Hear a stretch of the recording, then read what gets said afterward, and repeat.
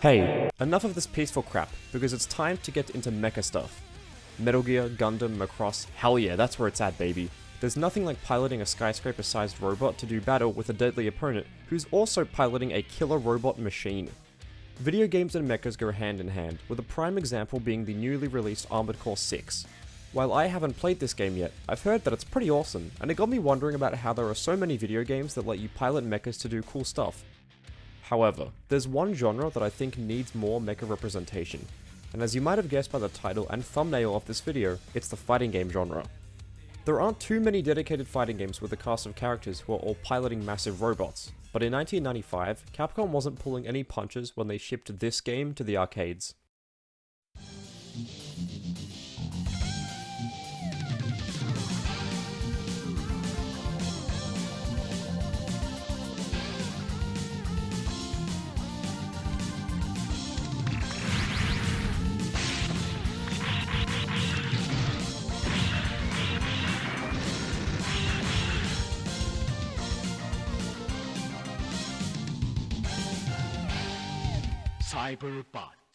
Cyberbots Fullmetal Madness is a one-on-one fighting game where you control not a human character moving independently, but a character piloting a mecha.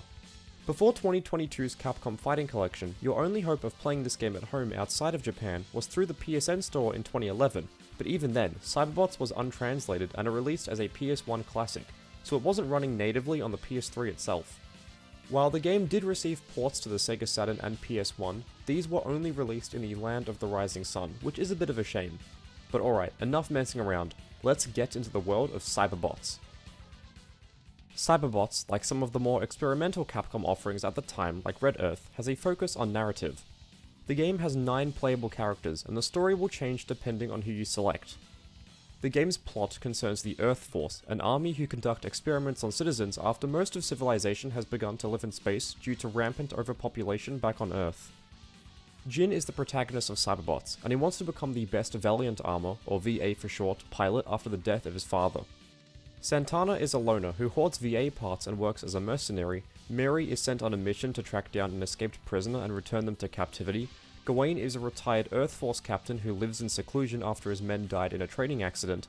Arietta is a child who was kidnapped by the Earth Force, and after seeing her friends die while being experimented on, she escapes and tries to find answers.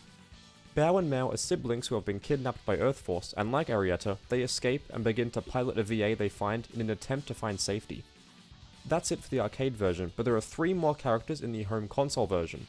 Chiyomaru and Tessan are a duo who head the Resistance fleet against Earth Force, and their goal is to destroy a doomsday weapon.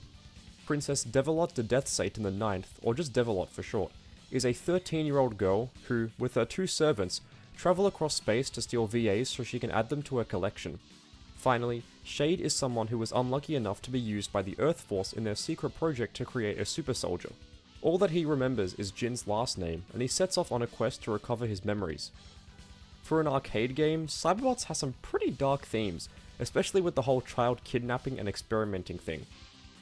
Before and after every fight, a cutscene plays out that advances the story, and I think that this is more advanced than most arcade modes found nowadays in modern fighting games. Having a cutscene before and after every fight is pretty awesome, and they all were entertaining enough for me to see the game all the way through to the end. There's a lot to discuss when it comes to Cyberbots gameplay, so while I can't cover it all, I'll do my best to cover the important stuff. Before a match starts, you can select your pilot and what type of VA you'd like to use. Your pilot doesn't affect gameplay at all, so your choice of VA is the true character select. When it comes to movement, the game is simple to understand. You can walk, dash, jump, and boost with a dedicated boost button. Speaking of buttons, Cyberbots has 4 of them, A1 and A2, which are your light and heavy attacks respectively, boost, and the weapon button, which is a projectile that runs on a cooldown period. Weapon attacks are unique to each VA, so you have to find the one that suits you as a player the most. Because projectiles are mostly performed with a single button and the cooldown period isn't super long, it's not uncommon to see Cyberbots matches dominated by flying away and zoning. Most special moves are performed with regular quarter circle or DP motion inputs though, so it's not like Cyberbots created the trend of accessible fighting games with one button inputs. The combos in Cyberbots also don't go on for very long, but they do good damage. During my training mode session with the game, I did a simple light punch, heavy punch, light shoryuken combo with Jin in the Bloatia VA, and got really good damage for such a simple combo, so if you want to play a rushdown / grappler style, you can definitely get results. Boosting forwards or backwards, or just dashing regularly, will also give you exclusive dash attacks, so these are good to use when you want to quickly approach and apply pressure. Most VAs can cancel lights into heavies, but it's not as simple as something like Marvel vs. Capcom where you can just press the buttons back to back and easily get a combo. Instead, you have to input the second attack during the recovery frames of the first attacks. This takes some getting used to, and I found myself frequently pressing the second attack too early due to my Marvel vs. Capcom muscle memory. Throws are also an important part of the game, so let's cover them briefly. When you're up close and personal with the enemy, you press forward and either light or heavy to throw. A light throw is called a hold, and this lets you wiggle the stick around really fast to do more damage. A heavy throw is a more traditional type of throw, as you pick up the enemy and chuck them across the screen for a lump sum of damage. Air throws can also be performed this way too, but the most important type of throw is called an arm ripper. That's right, Cyberbots has battle damage, and this isn't cosmetic because it has a direct link to the gameplay. If you take too much damage in a short period of time or you get hit by an arm ripper, one of your arms will fall off, and to get it back you either have to walk over it or wait a bit for it to fall from the sky and land at your current position. If you lose an arm, you lose access to all the normals and moves that depend on your limb. This affects some VAs more than others, as there are VAs in the game like Gates, who both the Japanese and American scenes will agree is the worst VA in the game. So if you're already playing a low tier, losing your arm and the moves associated with it can easily cost you the game. Speaking of tiers, the 15 playable characters, I'm not counting Warlock because he's banned from tournaments, all have different archetypes. Vice is a grappler, Reptos is an all-rounder, Lightning is a mix-up character with strong 50-50s, etc. So Cyberbots definitely does have variety for its playable cast, which is really good. In general, when it comes to the gameplay, Cyberbots is actually pretty fun. The arm ripping and weapon mechanics help to differentiate it from other fighting games, and I'm pretty satisfied with the movement system, so not bad.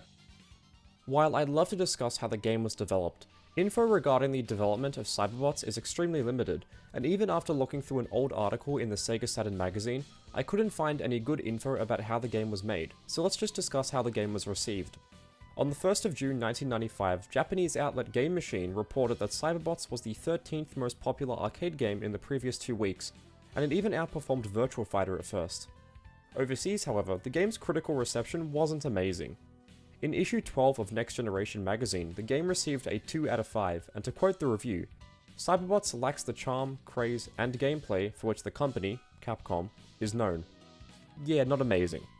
Due to the limited release of Cyberbots, it's hard to find reliable reviews for the game from credible outlets, but with that being said, I did manage to find one other review for an import of the PS1 port from GameSpot. They gave the game a 5.9 out of 10, which in their eyes is a mediocre score, and they claimed that, although it's not Capcom's best work, it's a near perfect translation of the Japanese arcade version. What I've been able to gather from the limited reviews for the game is that overall, most people viewed Cyberbots as a perfectly serviceable fighting game, but it wasn't as good as Street Fighter for example, so the game just kind of faded into obscurity over the years. I believe the game may have been a bit too ambitious for its own good, as the 4-button control layout may have turned off some of the more hardcore Capcom crowd back in the day, but who really knows? Overall, I think Cyberbots is a unique and interesting game. Is it perfect? No, but the innovative story mode and unique concept make up for some of its shortcomings. While I personally don't think Cyberbots is as good as some of Capcom's other mid-90s offerings like X-Men vs Street Fighter or Street Fighter Alpha 2, it's still a fun game to play and to spend some time with. While Cyberbots never received a true sequel, Jin did make an appearance in Techromancer, another Capcom mecha fighting game that came out in 2000, and I'm sure I'll get to this game one day. Jin and Devilot also make appearances in the Marvel vs Capcom series, with Jin being playable in Marvel 1 and 2.